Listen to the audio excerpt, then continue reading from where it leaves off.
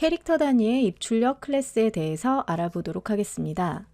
캐릭터 단위 입출력 클래스는 클래스 이름이 리더나 라이터로 끝납니다. 잠깐 API를 살펴보시면 IO 패키지가 가지고 있는 클래스들의 이름이 리더나 라이터, 인풋 스트림, 아웃풋 스트림 이렇게 끝나는 걸 보실 수 있으실 텐데요. 이 중에 리더나 라이터로 끝나는 클래스들이 캐릭터 단위의 입출력을 하고 있는 거구나 라고 생각을 하시면 될 것 같습니다. 자바에서 키보드로부터 입력을 받아서 콘솔에다가 출력하는 코드를 한번 작성해 보면서 설명을 하겠는데요.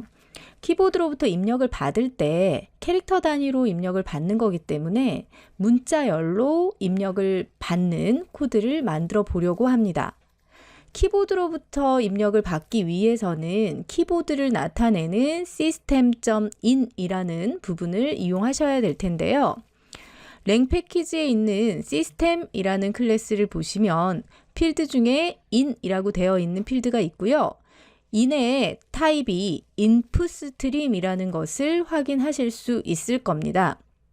system.in을 이용하시면 키보드로부터 입력을 받을 수 있는 부분을 작성할 수 있게 되고요.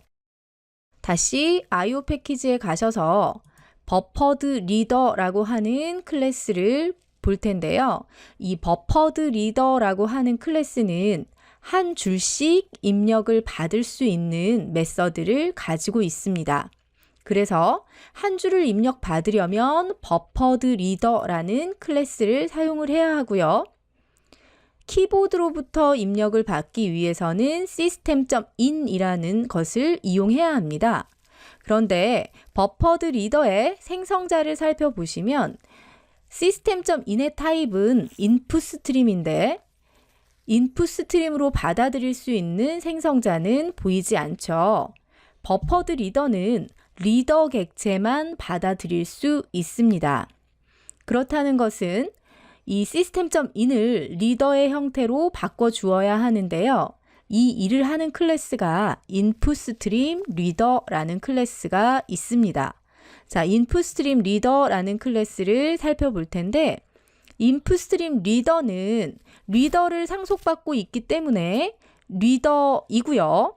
그리고 inputstreamreader의 생성자를 보시면 inputstream을 받아들이는 것을 볼 수 있을 겁니다. 직접 코드를 통해 생성하면서 알아보도록 하겠습니다.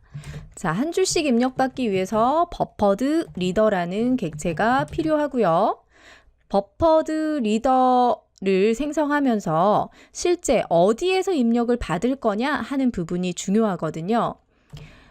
입력을 받을 부분은 키보드이기 때문에 system.in이 들어가야 되는데 system.in이 바로 들어갈 수 없기 때문에 system.in을 inputstream인 system.in을 리더 타입으로 바꿔줄 수 있는 inputstreamreader 객체를 생성해서 넣어주시면 되는데 이때 inputstreamreader 객체에다가 키보드를 의미하는 system.in을 이렇게 넣어주시면 됩니다.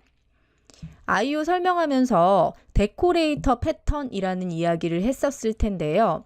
이렇게 근원지가 될 수 있는 부분과 기능을 가지고 있는 부분을 끼워서 사용한다고 해서 데코레이터 패턴이라고 할 수 있죠. 지금 이렇게 생성된 객체는 키보드로부터 한 줄씩 입력 받을 수 있는 부분을 작성했다라고 생각을 하시면 되겠고요.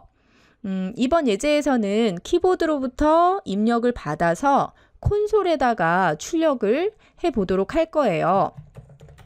정말 간단하게 키보드로부터 한 줄을 입력 받을 수 있도록 스트링 변수 라인을 하나 설정해 주고요. 이 br 아까 만들어 놓은 객체가 가지고 있는 readLine이라는 메서드를 수행하면 키보드로부터 입력을 받은 값을 line이라는 변수에다가 넣어 줄 거예요. 그런데 지금 보니까 리드라인에 빨간 줄이 나와 있는 걸 볼 수 있죠. 이 빨간 줄이 나와 있는 에러 메시지를 확인해 보니까 익셉션이 발생할 수 있는 부분이에요. 리드라인이라는 메서드는 throws IO exception 이렇게 하고 있는 메서드이기 때문에 사용자가 익셉션을 직접 처리해 주어야 합니다. 우리 try catch 블럭을 이용해서 처리를 할 수 있을 거고요. 이 라인을 바깥쪽에서도 사용하고 싶다면 try 블럭 바깥쪽에서도 사용하고 싶다면 우리가 전에 배웠던 변수의 스콥을 생각하시면 선언된 블럭까지만 쓸 수 있었죠.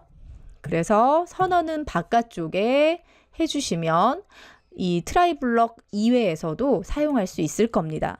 자, 이렇게 받아서 라인을 출력을 해보면 이 부분이 수행될 때 한 줄 입력받아서 라인이라는 변수에다가 넣을 거고요. 그런 다음에 콘솔에다가 출력을 해줄 겁니다. 한번 실행해 보도록 하죠.